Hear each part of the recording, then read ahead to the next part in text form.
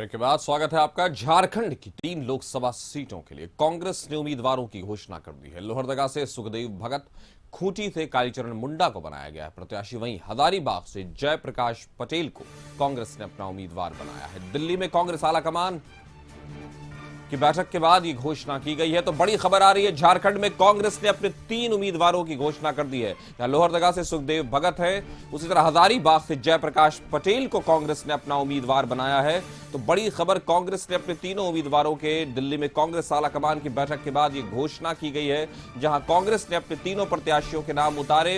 वहीं झारखंड की तीनों लोकसभा सीट के लिए कांग्रेस ने उम्मीदवारों की घोषणा कर दी है।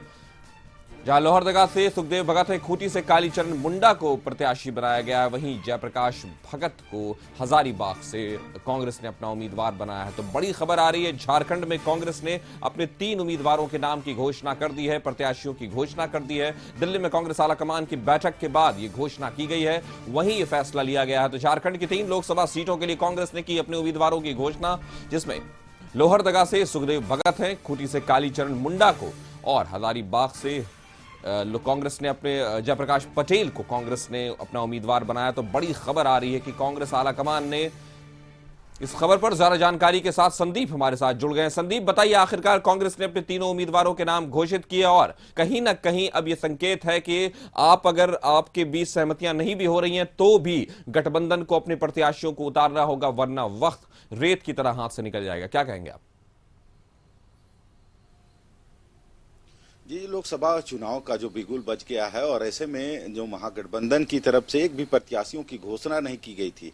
हालांकि यदि कांग्रेस की बात करें तो कल कांग्रेस में जो उसके आला कमान थे वहां पे जो बैठक आहूत की गई थी, जिसमें राज्य के जो विधायक दल के नेता हैं आलमगीर आलम और जो प्रदेश अध्यक्ष हैं राजेश ठाकुर, वे भी शरीक हुए थे। हालांकि उस बैठक में झारखंड प्रभारी गुलाम अहमद मीर भी शामिल थे, जहां से 3 विधानसभा की लिस्ट जारी की है कांग्रेस ने, जिसके अनुसार लोहरदगा से सुखदेव भगत, हजारीबाग से जेपी पटेल और कालीचरण मुंडा को खूंटी का प्रत्याशी बनाया गया है। हालांकि यदि सुखदेव भगत और जेपी पटेल की बात करें तो सुखदेव भगत लोहरदगा से कई बार विधायक रह चुके हैं। हालांकि बीच में वे जरूर बीजेपी का दामन थाम लिए थे, पर पुनः फिर घर वापसी हुई थी उनको और एक बार लोकसभा का प्रत्याशी फिर से उनको बनाया गया है। दूसरी तरफ यदि जेपी पटेल की बात करें तो जेपी पटेल मांडू से बीजेपी के विधायक थे और कुछ दिन पहले ही उन्होंने पार्टी छोड़कर कांग्रेस का दामन थामा था और एक बार कांग्रेस ने उन पे भरोसा जताते हुए हजारीबाग के लिए उनको प्रत्याशी बनाया गया है।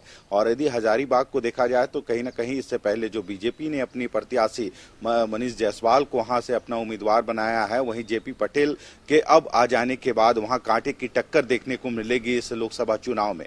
हालांकि तीसरा जो प्रत्याशी है कालीचरण मुंडा, उनको खूंटी से यानी वे अर्जुन मुंडा के अगेंस्ट में खूंटी में चुनाव लड़ेंगे लोकसभा का। तो अब देखना होगा, क्योंकि जो महागठबंधन की सरकार है उसमें जो अब तक का जो फार्मूला तय होकर सामने आ रहा था, उसमें कांग्रेस 7 सीटों पर दावा कर रही थी, वहीं जेएमएम 5 और जो सीपीआई माले हैं उनको 1 सीट और राजद को 1 सीट देने की बात हो रही है। हालांकि इन 14 में से राजद 2 सीटों पर अपनी उम्मीदवारी यानी दावेदारी पेश कर रही है, पर देखना होगा चतरा और पलामू उनका 2 सीट है जो शुरू से आरजेडी मांग करते आ रही है। हालांकि महागठबंधन का जो फार्मूला तय हुआ है उसके अनुसार अब तक देखा जाए तो कांग्रेस 7, जेएमएम 5, जो सीपीआई माले हैं उनको 1 सीट देने की बात हो रही है, वहीं राजद को 1 सीट देने की बात हो रही है।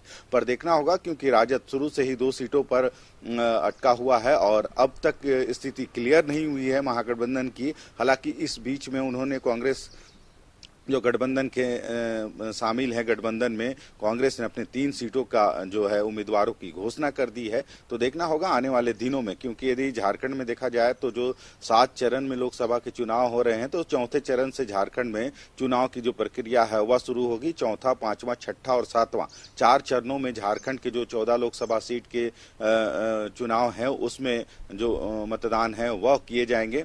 तो बहुत जल्द कह सकते हैं, क्योंकि कांग्रेस के जो नेता हैं उनका साफ तौर पे कहना है कि गठबंधन धर्म को भी निभाना है और गठबंधन में सारी चीजें तय होने के बाद ही अनाउंसमेंट किया जा रहा है। यानी जो कल 3 सीटों का अनाउंसमेंट हुआ है तो कहीं ना गठबंधन में वह तय हो गई थी। उसके बाद कांग्रेस ने यह घोषणा 3 उम्मीदवारों यानी 3 लोकसभा क्षेत्र के उम्मीदवारों की घोषणा की है। आने वाले 1 से 2 दिनों में कांग्रेस अपने जो बचे हुए सीट हैं उनकी भी घोषणा जल्द करेगी। हालांकि देखना होगा जेएमएम और राजद अपने जो प्रत्याशी हैं उनकी घोषणा कब करती है। जी, तो फिलहाल हम ये देखना होगा कि अपने प्रत्याशियों की घोषणा कब होती है। लेकिन मामला यह है कि अगर देखा जाए समीकरण को, एक तरफ जो केंद्र में विपक्ष है वही राज्य में पक्ष है, तो यानी ध्यान से होगा दोनों ही तरफ से मजबूत कैंडिडेट एक दूसरे के सामने उतर रहे हैं। यानी कि इस बार जो रण होगा लोकसभा का वो झारखंड में जिस तरह से जबरदस्त दिलचस्पी पैदा करेगा और कांटे की टक्कर होगी। कहीं ना कहीं उम्मीदवारों के नामों की घोषणा में इसलिए भी यह माना जा सकता है संदीप की देर हो रही होगी क्योंकि हर जगह ऐसे कैंडिडेट को उतारना है जिसकी विनेबिलिटी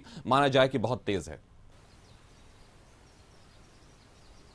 सही कहा, क्योंकि यदि झारखंड में 14 लोकसभा सीट की बात करें तो इसके लिए चुनाव होना है। और यदि सत्ता पक्ष की बात करें या विपक्ष की बात करें तो दोनों पार्टियां यह जरूर चाह रही है कि हमारा प्रत्याशी इस लोकसभा चुनाव में ऐसा उतरे कि वे 14 में से 14 सीट अपनी खाते में डाल सके। हालांकि यह जो सोच है दोनों ही पार्टियों की है, क्योंकि महागठबंधन के भी जो साथी उस महागठबंधन में जितने भी पार्टियां शामिल हैं उनका भी शुरू से एक ही दावा रहा है कि हमारी कोशिश है कि 14 में से 14 सीट कैसे जीते, और उसमें गठबंधन के प्रत्याशी होंगे या फिर जो मजबूत कैंडिडेट है उनको देने का काम वे कर रहे हैं। हालांकि उनका जो सोच है कि किसी भी हालत में जो 14 से 14 सीट है वह अपने खाते में डाले, और यही सोच बीजेपी की भी है। और बीजेपी ने भी सबसे पहले यदि बात करें तो शुरुआती दौर में ही उन्होंने अपने 14 में से 11 सीटों के प्रत्याशियों की घोषणा कर दी थी, और वैसे चेहरों को उन्होंने इस बार प्रत्याशी बनाने का ऐलान किया है। यानी उन लोगों को ही प्रत्याशी बनाया है जिनकी जमीनी स्तर पे पकड़ मजबूत हो, ताकि वहां से उनको जीत सुनिश्चित हो सके। और यही वजह है कि महागठबंधन के भी जो प्रत्याशी होंगे या फिर जो 3 प्रत्याशी अब सामने आए हैं तो ये गठबंधन महागठबंधन के भी लोग यह चाह रहे हैं कि हमारा जो प्रत्याशी हो दमदार हो, ताकि वहां पे वे जीत सुनिश्चित कर सके। हालांकि देखना होगा, अब भी कई प्रत्याशियों की घोषणा महागठबंधन की तरफ से बची हुई है, और जो संकेत मिल रहे हैं उसके अनुसार 1 से 2 दिनों में उसकी भी जो प्रत्याशियों की जो घोषणा है वह जरूर हो सकती है। जी, तो 1 से 2 दिनों में जो प्रत्याशियों की घोषणा है वो जरूर हो सकती है। लेकिन फिलहाल जिस तरह से हम चीजों को देख रहे हैं कि दोनों गठबंधन आमने सामने हैं, जहां बीजेपी के या कई एनडीए गठबंधन के 14 के 14 उम्मीदवारों को उतार दिया गया है, वहीं इधर से भी अब जिस तरह से नाम शुरू हुए हैं, चूंकि लोकसभा के चुनाव बस सर पर है, इसलिए अब तैयारी को कहा जाए कि बिल्कुल रण के विद्युत वेग में दोनों तरफ से चलाई जाएगी। हमारे साथ जुड़ने के लिए संदीप आपका शुक्रिया।